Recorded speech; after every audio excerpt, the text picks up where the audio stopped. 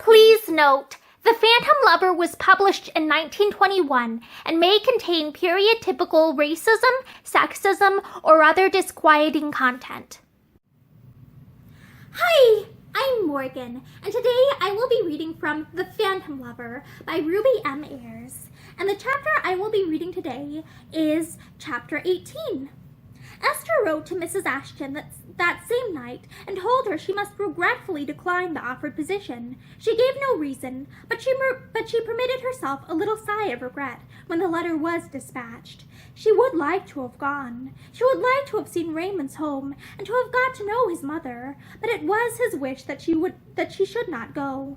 She tried to believe that she was happy in the knowledge of his love, but in her heart she knew that she was restless and dissatisfied. "If I had something to do, I should be ever so much happier," she told June again and again, and June quite agreed. "It must be awful, killing time," she said. "When I think of the life I used to lead at home before I started trying to improve people's complexions, I wonder I didn't go mad. Nothing but silly tea parties and scandal. Ugh. But all the same, Mickey and I agreed that you wouldn't like being at Mrs. Ashton's."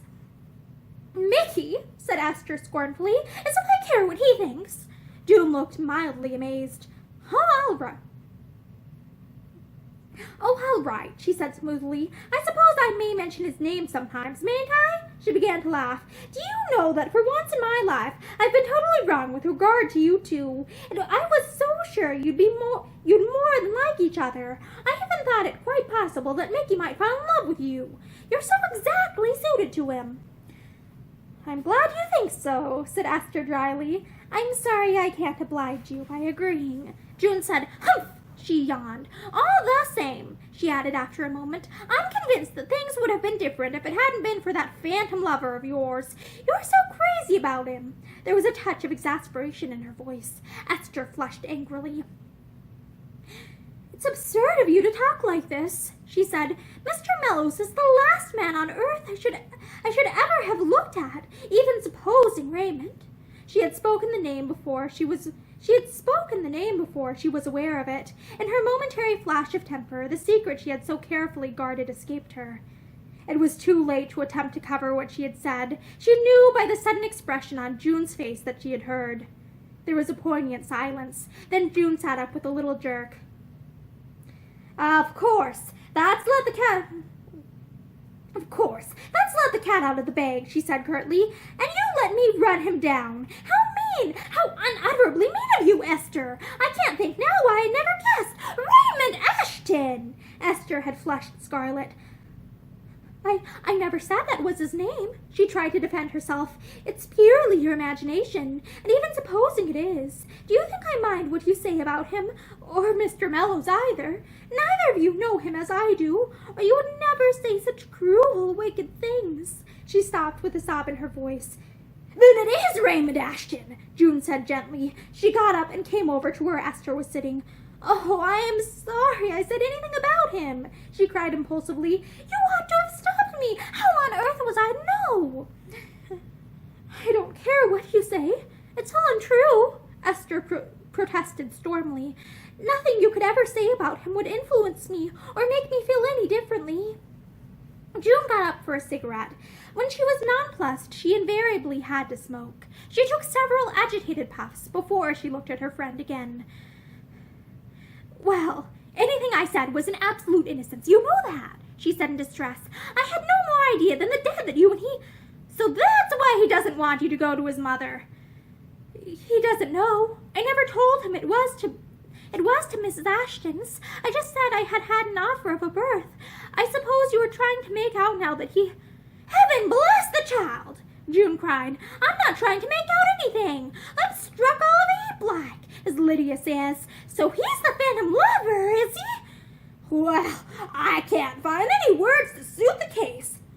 "He's not a phantom lover," Esther protested. "He's a real lover, a very real lover." June stopped and took her hand.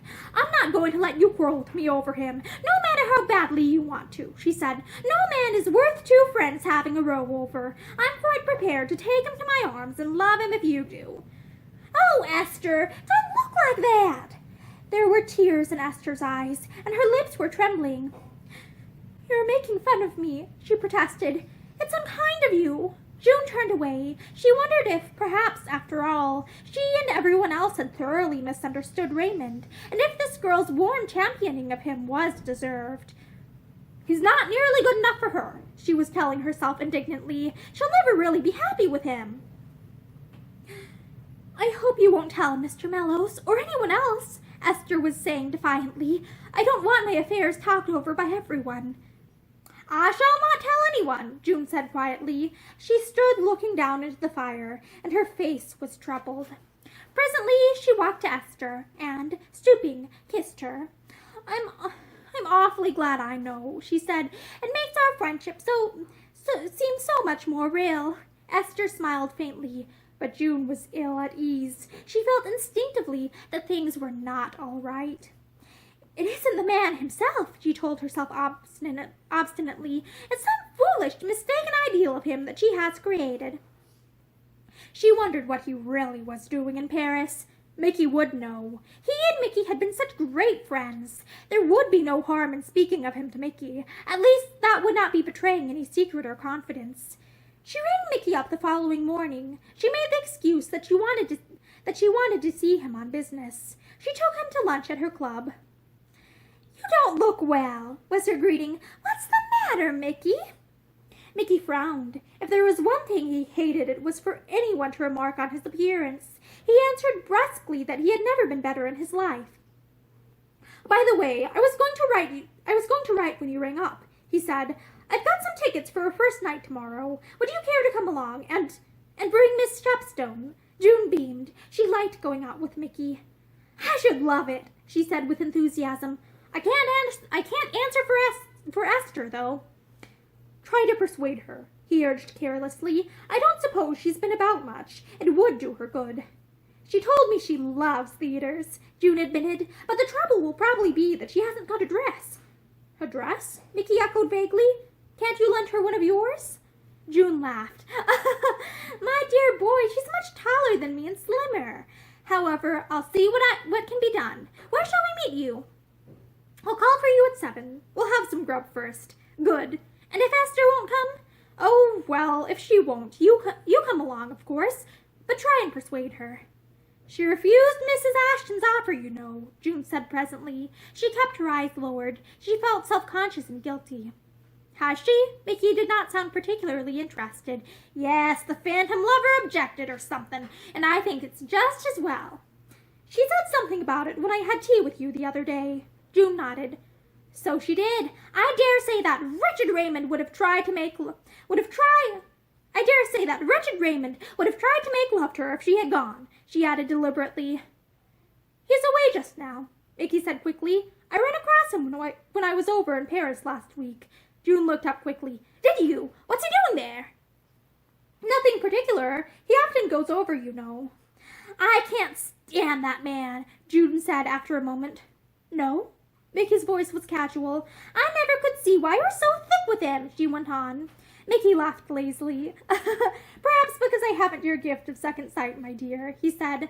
I shouldn't have thought it would need second sight to see what he is, June declared. She looked across at Mickey and was surprised by the hard expression of his face. I hate men who flirt, she added. Mickey, do you know that I've got a kind of feeling about Esther's phantom lover that he doesn't really exist? Mickey sat up with sudden attention. What do you mean? He asked. She shrugged her shoulders. I mean that he isn't really a tangible man, she explained haltingly. Mickey laughed. Oh, yes, he is, he said. June caught her breath. You don't mean? Oh, do you mean that you know him? She asked excitedly.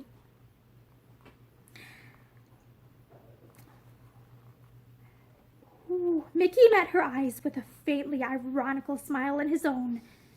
Yes, I know him, he answered heartily. And so do you. My dear, I may be very green, but your careful questioning wouldn't deceive a mouse.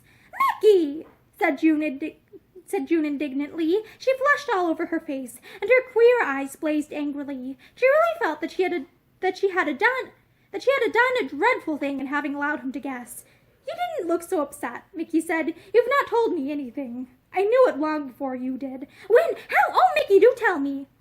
There's nothing to tell. Ashton often spoke about her to me. I knew she was at Eldred's, and, well, that's all," he added lamely. "Oh!" said June disappointedly. "But surely you know more than that. What do you think of him? Do you think he really cares for her? Oh, Mickey, do you think he's good enough for her?" Mickey looked away. "I don't know that it matters very much what I think," he said dryly. She loves him, apparently, and that's all that counts, I imagine." "Yes, she loves him right enough," June admitted gloomily. "It was quite an accident that she told me his name, of course, and she made me promise not to tell anyone, particularly you. I suppose because she knows that you and he were friends. Possibly, if she does know. I rather doubt if Ashton said much to her about me, though. He used to keep things to himself a good deal." He picked up the menu. "Aren't you going to have anything more to eat? I thought you were hungry." "I'm not now. I'm too excited. Mickey, when you saw him in Paris, didn't he say anything? Ask you anything? Oh, it all seems so extraordinary." "My dear girl, what could he ask me?" Mickey objected gently. "I never discuss Miss Shepstone with him, and he is not in the least likely to tell me his private affairs, and I'm sure I don't want to know them." June was silent for a moment. "Esther's laying up trouble for herself," she said then. "Don't you think she is?" "I haven't thought about it," Mickey maintained stolidly. "And if you take my advice, you won't either. It never does to meddle with other people's affairs." "But she's my friend," June objected hotly. "And do you mean to say that I have got to stand by and see her ruin her life?" Mickey shrugged his shoulders. "She's not married yet," he said laconically. "Have some tipsy cake, will you?" "No, I don't want any more." "Well, I do. Waitress?" It was a deliberate attempt to change the conversation, and June knew it. She sat back in her chair frowning. She supposed Mickey would not talk about Ashton because he was his friend. Men were so absurdly loyal to one another. "If you loved Esther as much as I do," she said suddenly, "you wouldn't stand by and say nothing while she goes and marries that man." Mickey was frying the tipsy cake with a fork. She hasn't married him yet," he said stoically, "and if she's happy—" "She isn't, my good man, at least only in theory," June declared. "It's not Raymond Ashton she really cares for, but some wonderful person she thinks he is. She is looking at him through rose-colored glasses." Mickey smiled. "That's what most women do, isn't it?" he asked. "My dear girl, don't get so upset. I thought you wanted to bring me out to talk business." "This is business. My business, at least, even if you're not interested. No wonder you didn't want her to go to Mrs. Ashton's." Mickey colored. "Well, I thought it would be better not, certainly." June regarded him severely. "You're a deep soul," she said. "I never even guessed that you knew anything." "Why should you? And I don't know anything. Can't we talk about something else?" he asked plaintively. It was getting on his nerves, this constant conversation about Esther. "So you'll come along tomorrow, eh?" he asked presently. "It's a long time since we went for a little jaunt together. I shall love it." But June answered absently. Her thoughts were still with Esther. Silence fell. Mickey had finished his tipsy cake and was leaning back in his chair, a cigarette hanging dejectedly between his lips. He had lit it, but it had gone out, and though matches stood beside him, he made no effort to light it again. June watched him across the table. He didn't look a bit well, she thought. What was the matter with him? "You know, Mickey," she said impulsively, "I had quite made up my mind that you and Esther were to fall in love with one another. It would have been ideal, wouldn't it?" she asked wickedly. A little spasm crossed Mickey's face, but it was gone so quickly June could never be quite sure if she had not imagined it. "Ideal," he said quietly. "Shall we go?" I'll let you know about tomorrow," June said as they parted. "I shall have to wear the same old purple frock I wore when you took me out last time. You won't mind?" "Not a bit, as long as you come. And let me know about Miss Shepstone. If she won't come, I'll give the ticket away." "I'll let you know," said June vaguely. She walked home deep in thought. So Mickey had known all along? She was not quite sure that she was pleased with him for keeping the fact from her. They had been such pals, he and she. Surely he might have trusted her and told her.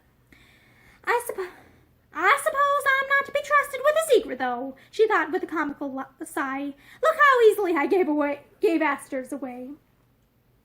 Tea was ready when she got in, and Esther and Charlie sat curled up together in the firelight. I've got an invitation for us both tomorrow night," June said, even as she opened the door. Esther looked up eagerly. She had had rather a dull day of it. "A theater," said June. "It's from Mickey. I tell you at once, so you shan't throw cold water on it.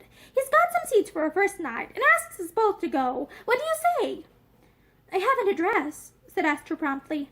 "I told him you'd say that," June said calmly, "and he said it didn't matter, or something to that effect. Mickey never notices what you wear," she went on airily. "I'm going to wear an old purple rag that I've had for about 40 years. Esther laughed.